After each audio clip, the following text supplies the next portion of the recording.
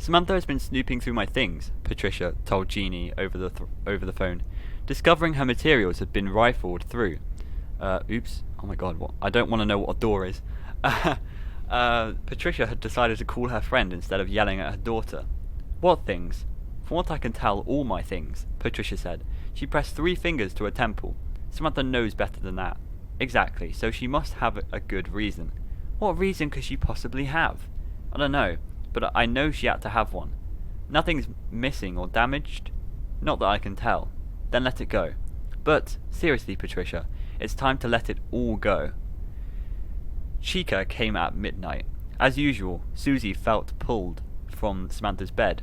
As usual, she felt compelled to wander around the house and watch Chica's dark shape circle outside. As usual, she opened the back door and then closed it and went to the front. As usual, she wondered why she had to do what she had to do. Why did she have to leave her family? Susie opened the front door, and the night breeze blew a couple of Oliver's leaves past Chica's feet and into the house. The night was brighter than the previous couple nights because the moon was fuller. The clouds were gone too. Stars were so thick in the sky they reminded Susie of powdered sugar her mum used to put on the chocolate crinkle cookies that she made at Christmas time. In some places, the stars blurred into an expanse of brilliant white light. Susie expected Chica to take her hand as usual. Instead, Chica lifted her hand and pushed Susie aside. Then Chica walked into the house. Oh no! Oh! A nightmare woke up Samantha. Her eyes flew open, and she clutched her blankets, listening to her heart pound. It was just a dream, she told herself. She felt her heart start to slow down. Then it sped up again, and Samantha sat up. It wasn't just a dream. Chica, she whispered. Her dream had just told her more about the chick in Susie's drawing. The chick was Chica. Chica had been chasing Samantha in the dream. Samantha had been trying to move a shelf in her dad's office, and Chica had been stalking her. Samantha gasped. Her dad's office! That's where... Samantha froze when she heard sounds. Thud. Tap. Thud. Tap. Samantha started to shake. Those were the sounds. They were the same sounds Samantha had heard so many times over the last few months. The sounds she tried to convince herself she'd imagined. She hadn't imagined them. Those were the sounds. Except they weren't exactly the same. They were closer. Much closer. Samantha had always thought the sounds she'd heard came from outside the house. Now she knew they were inside and coming closer. When Chica started up the stairs, Susie tried to follow, but she couldn't. It was like she was glued to the doorway, trapped there by invisible chains. Chica, stop! She yelled. Chica didn't stop. She climbed slowly, but steadily up the stairs. She was going for Samantha. Susie was sure of it. Susie struggled to free herself from whatever held her in place. She tried to move. Then she started to cry, and the only thing she could do to help her sister. And she did the only thing she could do to help her sister. Samantha! She shouted. Run! Samantha rolted out of her bed and ran to her bedroom door. Could she get to her mum's room before whatever was coming up the stairs to the top? Opening her door a crack, she looked toward the stairs. No, it was too late. A bright yellow, man-sized chick with horrible, sharp teeth was one step from the top, just a few feet from Samantha's door. She slammed her door and looked around her room. As the footsteps came closer, she dove under her bed. When the door started opening, Samantha went rigid and held her breath as orange metal feet crossed the wood floor. This couldn't be real, but it was. Trembling, Samantha watched the feet circle her bed. She couldn't hold her breath any longer, so she carefully let in a little air. The feet stopped. They turned. They began coming back around the bed. Then they paused. Samantha heard a terrifying whirring sound, and suddenly the bed spread, hanging over the side of the bed shifted. A yellow face with purplish eyes and deadly teeth peered at Samantha. Samantha writhed away from the face, squirming toward the opposite side of the bed. Once out from under the bed, she looked over her shoulder, wondering if she could get past to flee her room before the chick straightened. No. It was already standing, staring. Samantha ran to the window. She tried not to listen to the thud, tap, as she fumbled with the window lock. Tremors, like butterfly wings, fluttered between her shoulder blades. She ignored them. the steps muffled as they closed her rug. She only had seconds. Crawling through the window, Samantha gripped the interlocking diamonds of the trellis and swung her legs out. The sound of ripping fabric made her look back through the window. The trick was right there. It held a piece of her pale blue nightgown in its hands. Samantha whimpered and scrambled down the trellis. Keeping her gaze on the vine that clung to the trellis, she went as fast as she could. She was in her stocking feet, so the wood felt sharp against her soles, but she didn't care.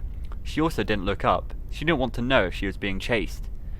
When her feet encountered a rough, solid surface, she knew she'd reached the porch roof. Then she did look up. Nothing was coming down the trellis after her. Good, but not that good. If she wasn't fast enough, Chica could go back through the house and get her when she reached the porch. Chica. Samantha's mind had finally forced her to see what she hadn't wanted to see. The chick in the house was Chica. In her drawing, Susie had been trying to say that Chica didn't want Susie to have Greg. Why? Samantha didn't know. But she knew she was right. Chica was coming after her because she was looking for Greg. Samantha gritted her teeth as she leaned over the edge of the porch roof to grab one of the porch posts. Could she grip it well enough to drop her legs down to the railing? She had to, for Susie. Samantha was going to get down and get back inside the house. Then she was going to find Greg. But thanks to her dream, she knew where to look. But could she get there before Chica? Oh, Susie didn't know how much time she was caught in the doorway listening to the sounds of Chica's footstep upstairs. She heard several other thumps too, but she never heard Samantha scream. She hoped that was a good sign, but she wasn't sure. She thought she'd be in the doorway forever. Time went on and on and on. Then she saw Chica at the top of the stairs. She was coming back down, and she didn't have Samantha. If she could have moved, Susie would have fallen to the ground in relief. Instead, all she could do was watch Chica come down the steps. Then suddenly, Samantha appeared from outside. Her face white and her eyes wide, her hair in a tangle. Samantha rushed past Susie. Samantha's head was down and her gaze was on her feet. She didn't look at Susie. She didn't even look up the stairs at Chica. Susie watched Samantha dart into the dining room and disappear toward the kitchen. Where was Samantha going? Samantha didn't know why she didn't think of it before. Maybe it was because, even though she kept thinking about him, she really wanted to forget her dad. It was bad enough that Susie got taken from them. At least Susie didn't leave on purpose. She didn't want to leave. She was taken, and she was murdered. That, Samantha thought, is a pretty good excuse for leaving the family. Her dad, though, didn't have to leave. He left because it was too hard. That's what he said. It's too hard. But that's why we need you, Daddy, she'd said to him. He just pressed his lips together, something she'd gotten from him, and he said he had to go. That's why Samantha was on her own now. Her dad was gone. Her mother was drugged to sleep. Her sister was dead. If Samantha was going to survive, she'd have to save herself. Even though Samantha didn't look up the stairs, she knew Chica was there. That's why she ran toward the kitchen. She didn't know how smart Chica was, but she figured it was worth trying to fool her. She wanted Chica to follow her into the kitchen and look for her there. If she judged right, it would give her enough time. When she reached the kitchen, Samantha turned on the light.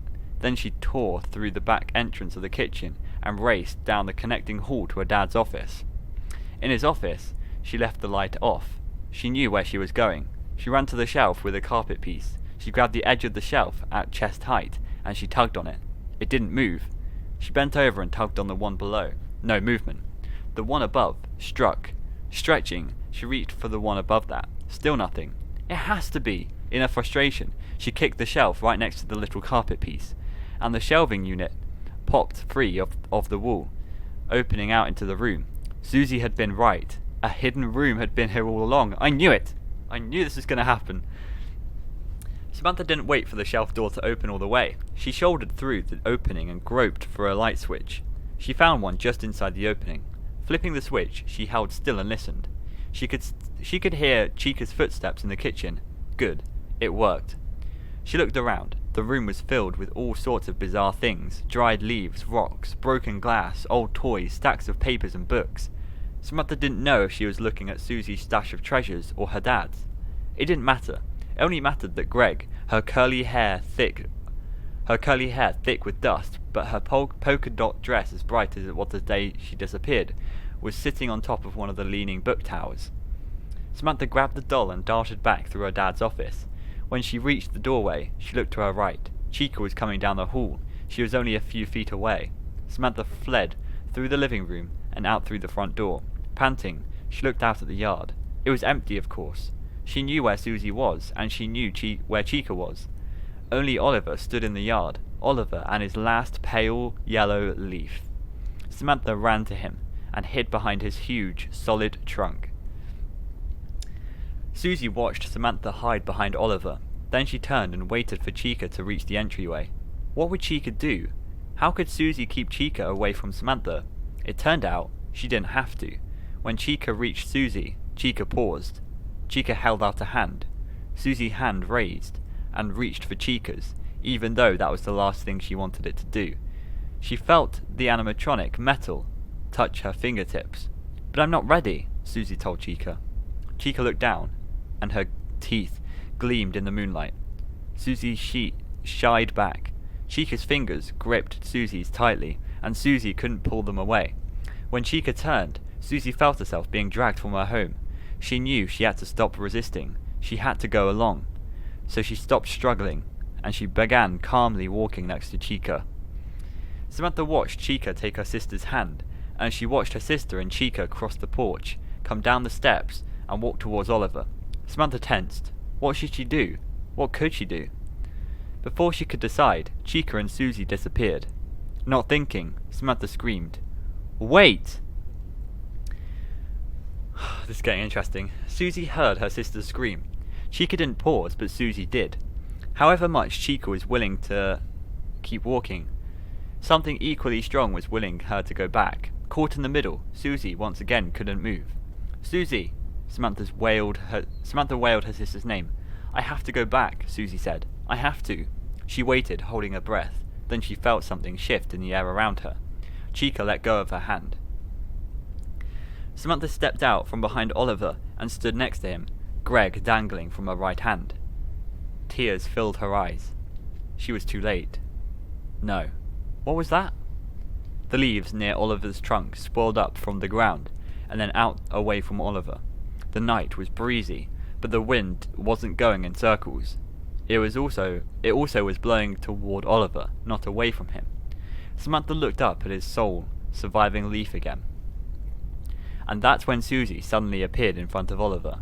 She looked the same way she'd looked the day she was abducted.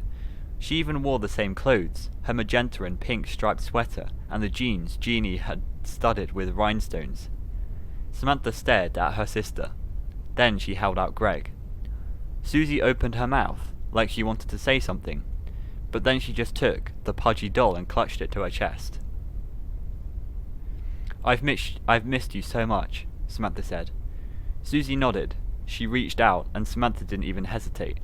She stepped into the offered hug. Susie felt as solid as she had when she was alive, maybe even more so. Samantha was never a hugger. She usually only half-hugged Susie when Susie insisted on a hug. Now she hugged Susie with all of her strength. "I love you," she whispered. She felt a wave of emotion flow over her, like the one she'd felt in the car. But this one wasn't dark and oily. This one was light, and it was warm and fizzy. Samantha was pretty sure this wave was a wave of love. Susie let go, and Samantha brushed at the tears that ran down her cheeks. Susie smiled, and then turned to Chica. Samantha watched Chica take her sister's hand. Then she watched Chica lead Susie and Greg away. They disappeared just as Oliver dropped his last leaf. "Goodbye," Samantha whispered. Samantha felt the letting go, and she felt the promise of something new. Susie was leaving, yes, but this wasn't an end. Samantha knew it was a beginning. Just like the happy ghost in the story, Susie was going where she could be with her family forever. Oh my god! That's the end. That is the end of that story. It is kind of sad. Is it a happy ending or a bad ending? I don't really know. I feel like it's a happy ending. I feel like Samantha's just letting go. I don't know what to say. If there were like a few more things that were added onto this, and like, I don't know, maybe a few more lines that really hit home, like, I probably would have let out a few tears. I was on the verge of like letting out a single drop, but I didn't. It was just like when Samantha says, "I've missed you so." Like, Samantha changed from the start to the end, you know. But I'm as well, like, although it's a sad story, it's also so confusing. Like, was Susie ever real in this story? I don't know. It's really confusing. But I believe Susie was a ghost most of the way through it. The first time Chica came to the house, I think she was actually real, and that's how she was murdered. I don't know what it's got to do with the games, because we know Susie was lured with like her dead dog, and we all thought when we read that there was going to be an incident in this story, we all thought it was going to be something to do with a dog. There's no dogs in this story. I think that was a neighbor dog actually, but there's no dog in this family. But there is a Greg or a 𝓑𝓮𝓬𝓸𝓶𝓮. It's 𝓑𝓮𝓬𝓸𝓶𝓮, isn't it? But it's very strange. Is Greg like a parallel to the dog? I don't know. I really don't know. Tell me guys what you think below. I kind of almost cried at the end there, but I held back the tears. I wish it was sadder. I think it would have been a lot better if it was sadder. It would have impacted me more. But yeah, I think that's it. I think that's it for me. Don't know what else to think about this. Tell me guys what you think in the comments below. Did you enjoy this story? I know it wasn't my best story, but it was kind of good. Definitely not the worst either. Anyway, thank you so much for watching, and I will see you later. Goodbye.